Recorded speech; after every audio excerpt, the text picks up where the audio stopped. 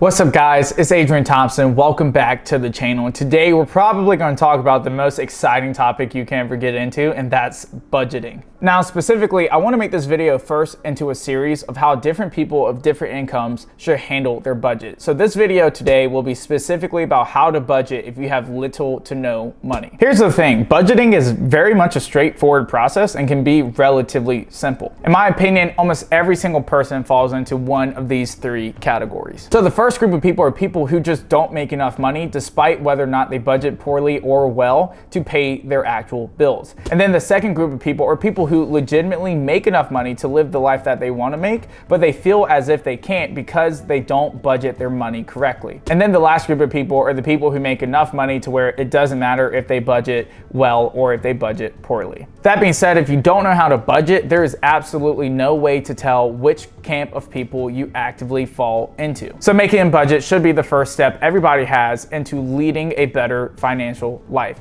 Keep in mind, this video is more targeted towards people who, even if they budgeted well, they don't have enough money to pay their bills. If you like the concept of this video, please go ahead, hit the subscribe button, like the video, and let's dive into it. So let's start this video off by breaking down the two parts that actively make up a budget. The first is how much money you make or your income and when you make it, and how much money you spend, your expenses, and when you spend it. So the goal of a budget every month is to make sure you're making enough money to spend on what you need to spend that money on, to make sure that these two numbers are at least equal to each other. So let's take screenshots from the budget that I actively use and look at how I would break down a budget that is month to month. So personally, the way I do it is I know I get paid on the 15th and then the last day of the month. And since I'm salaried, I know that number will be $19.58 every single paycheck. So I just go ahead and pre-fill that into my budget, and I know that it's on the 15th, and once again, at the end of the month. Some people are paid every 2 weeks, some people are paid every week, some people are paid once a month. So you might need to adjust this to fit your personal needs,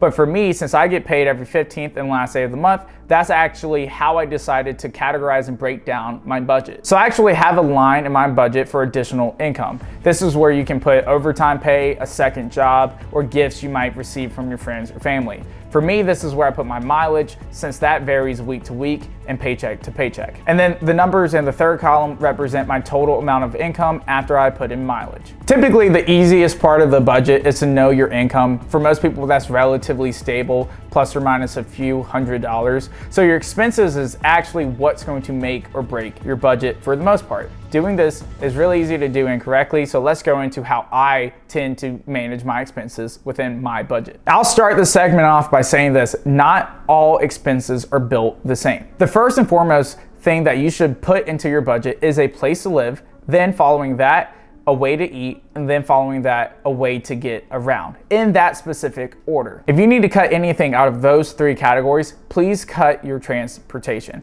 The reason I say that is having a car, after insurance, after taxes, after deductions, after everything that goes into actually owning a car, that is a one drain that can easily be cut out of a monthly budget. Most people could get back on their feet if they just put their car to the side and found a cheaper way to handle their transportation. I understand that's not for everybody. I'm just saying it might be something you need to look into. And most people spend a lot of money in cars that they just don't need to spend. Since rent is typically the most expensive cost every single month, something I suggest doing is to try to get all of your bills in one paycheck and all of your rent payments in another paycheck. So for me, that means putting my rent into my first paycheck and the majority of my utility bills into my second paycheck. That way you don't run into a cash flow issue where all of your bills are due at once and you have enough money at the end of the month to pay for everything, but you don't have enough money after one paycheck to pay for everything. So you end up paying late fees, or your account goes into negative and you have to pay a $35 overdraft fee. Growing up, I used to see my mom pay tons of overdraft fees and late fees because everything fell on the same paycheck and she would never call to change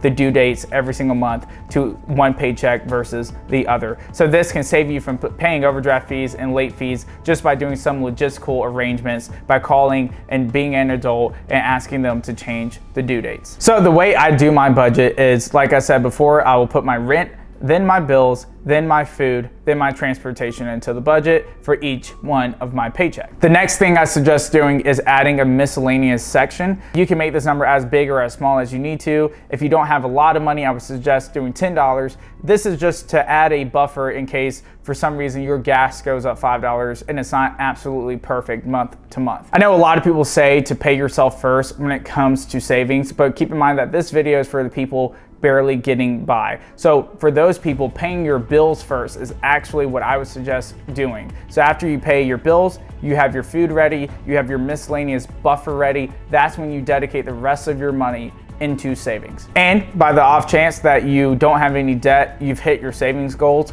that is when you actively go back in and then you put in entertainment. And as you can see from my budget, I have a column where the due dates are listed for each one of my bills. There is never an excuse to pay a bill late because you didn't know it was coming. If you don't have the money, that's one thing, but be an adult, be on top of your game, make sure things are paid when they're supposed to be paid if you have the money to do so. Something else you can do next to the due date section is to add a comment section so you can keep track of when and what you spent your money on when it goes into those miscellaneous categories or when it goes into those food categories and you're buying things multiple times throughout each pay period. And you'll notice that I actually have a second column that I title spent. So you'll notice I'll have the amount of a bill in one column, the amount I've spent towards that bill in another column, and then the net amount of those two equations on the other column. That way I can track how much money I've spent on food, if I've paid my internet bill, if I've paid my rent yet.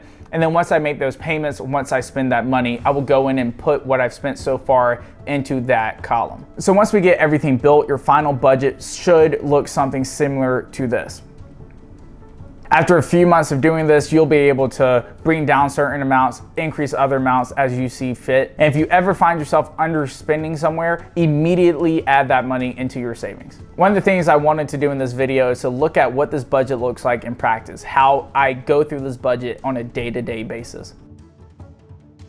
For me, whenever I spend any money, I will put it on my Bank of America credit card. The reason why I use Bank of America is because mainly I get 3% cash back, but on top of that, I'm able to transfer money instantly from my debit account into that credit account, always keeping that balance at zero. That way, my debit account is a true representation of how much money I have left to my name. And whenever I spend money, I will go from my debit account, transfer it into my credit account to get that to zero. Then I will open up this budget through Google Docs and put that amount into my spent category. Every now and then, if I know it's something that I'll forget, I'll go ahead and leave a comment on what I've spent that money on and when I spent it. Something else you can do next to the due date section is to add a comment section so you can keep track of when and what you spent your money on when it goes into those miscellaneous categories or when it goes into those food categories and you're buying things multiple times throughout each pay period. Now, to a lot of people, going from Bank of America debit into your credit and then Google Docs and then putting it into there and double checking and making sure everything's aligned might sound like a cumbersome process to spend money, but that's kind of the point. I don't want spending money to be an easy process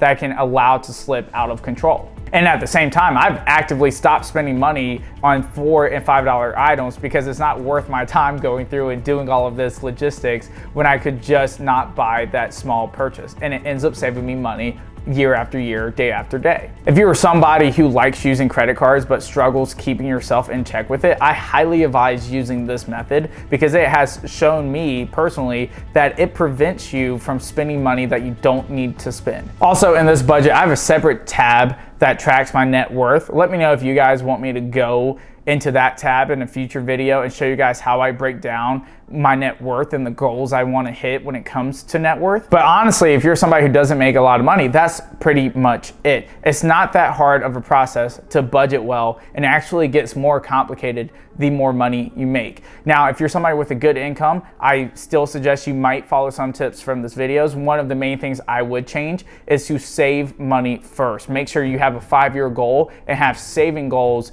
working retroactively so you know how much money you need to save each month and each paycheck. But I'm gonna go into detail on that in a future video, so just go ahead and hit that subscribe button so you can see that video when it comes out. Now I understand that your numbers may be smaller or larger than mine, but let's review and look at the main takeaways from this video. One is to separate your budget by when you get paid, making sure that your rent is on one paycheck and all of your bills and utilities are on a second paycheck. The second is to make sure the last thing you put into your budget is entertainment. Hit your savings goals first, make sure your bills are paid for, make sure you have food on the table, then you can go back and add $50 to $100 for entertainment per pay period. And then the third is to make sure you budget away your entire paycheck before you even get it to minimize wasteful spending. So that's it for today's video. Let me know if you guys like this video, what I could do to make this video better. Consider subscribing and liking it, and remember, it may be hard now, but it doesn't always have to be. I'll see you in the next one.